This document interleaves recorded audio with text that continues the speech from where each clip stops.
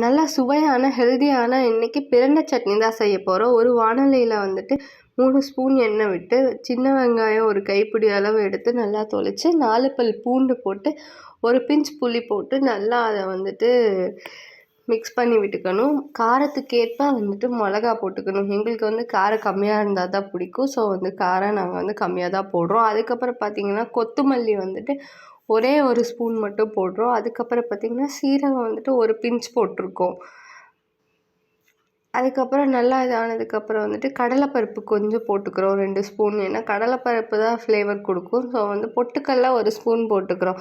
இதை நல்லா வணங்க விட்டுட்டு தக்காளி வந்துட்டு நீங்கள் போட்டால் போடலாம், இல்லாட்டி ஆப்ஷனல் தான். எங்களுக்கு வந்துட்டு தக்காளி பிடிக்கும். ஸோ வந்து தக்காளி நாங்கள் போட்டுக்கிறோம். அதுக்கப்புறம் பார்த்திங்கன்னா நல்லா எண்ணெயில் வந்துட்டு அந்த பச்சை வாசம் போகிற வரைக்கும் வச்சுருந்து எடுத்துக்கிட்டு பிரண்டையை எடுத்துக்கணும். மஞ்சத்தூள் போட்டு அதுக்கப்புறம் உப்பு போட்டுக்கிட்டோன்னா வந்துட்டு அது இதாகிடும் கரெக்டாக.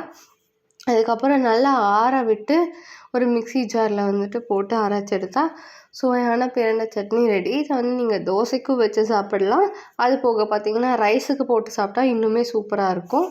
ஸோ நீங்கள் ஹெல்த்தியாக சாப்பிட்ணுன்னா இதை ட்ரை பண்ணுங்கள்.